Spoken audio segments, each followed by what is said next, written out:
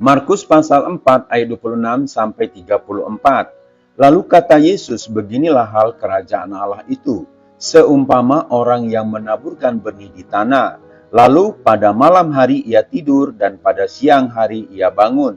Dan benih itu mengeluarkan tunas dan tunas itu semakin tinggi. Bagaimana terjadinya tidak diketahui orang itu. Bumi dengan sendirinya mengeluarkan buah.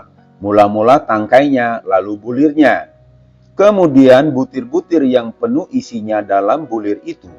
Apabila buah itu sudah cukup masak, orang itu segera menyabit, sebab musim menuai sudah tiba. Katanya lagi, dengan apakah hendak kita membandingkan kerajaan Allah itu? Atau dengan perumpamaan manakah hendaknya kita menggambarkannya? Hal kerajaan itu seumpama biji sesawi yang ditaburkan di tanah. Memang biji itu yang paling kecil daripada segala jenis benih yang ada di bumi. Tetapi apabila ia ditaburkan, ia tumbuh dan menjadi besar daripada segala sayuran yang lain dan mengeluarkan cabang-cabang yang besar, sehingga burung-burung di udara dapat bersarang dalam naungannya. Dalam banyak perumpamaan yang semacam itu, ia memberitakan firman kepada mereka sesuai dengan pengertian mereka.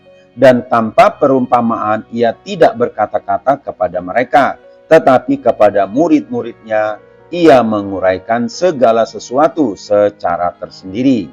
Baca juga Lukas pasal 17 ayat 21. Kerajaan Allah. Saudara-saudara, demi kemuliaan Allah, maka kerajaannya harus bertumbuh. Kata grow digunakan dalam Markus 4 ayat 27 dan 32. Apa dan di manakah kerajaan Allah ini dan bagaimanakah kerajaan ini bertumbuh? Perlu dipahami bahwa kerajaan terdiri dari seorang raja atau penguasa, suatu bangsa atau warga negara, dan sebuah tempat atau wilayah kekuasaan. Dalam kerajaan Allah, Kristus yang adalah Raja memerintah atas umatnya atau gerejanya, dan dia memerintah mereka dalam hati umatnya, yaitu wilayah kekuasaannya. Kerajaan Allah bermula ketika benih Injil ditaburkan dalam diri seseorang. Maka Roh Kudus akan melakukan pekerjaannya yang rahasia untuk menginsafkan dan melembutkan hati yang menyebabkan regenerasi atau dilahirkan kembali, dilakukan pembenaran atau dinyatakan benar karena Kristus, dan pengudusan, yaitu menjadi semakin serupa dengan Kristus. Markus 4 ayat 27. Saudara-saudara, dengan Kristus bertahta sebagai Tuhan dan Juru Selamat dalam hati, orang percaya itu akan bertumbuh secara rohania, terutama pengenalan akan Allah. Markus pasal 4 ayat 28. Pertama, sebagai bayi yang minum susu firman.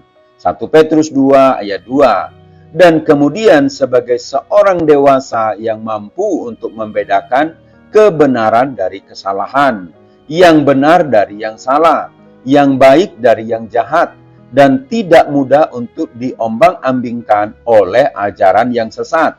Efesus 4 ayat 14. Kerajaan Allah juga menunjuk kepada gereja, yaitu orang-orang percaya, yang membentuk sebuah komunitas orang-orang kudus.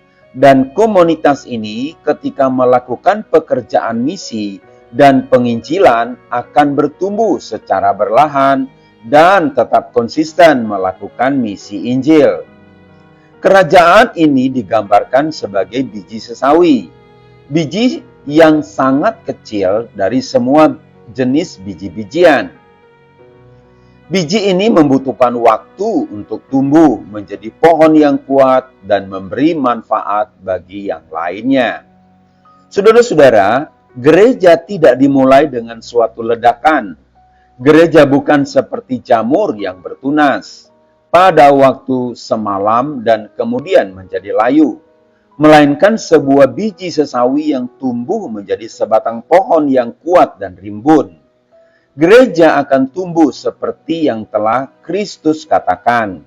Tetapi perhatikanlah bahwa pertumbuhan itu bukan secara vertikal, tetapi secara horizontal.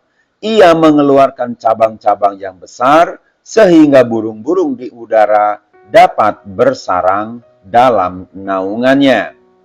Saudara-saudara, Pendeta Dr. Timothy Tow mengatakan, pertumbuhan gereja harus diukur secara horizontal, bukan secara vertikal.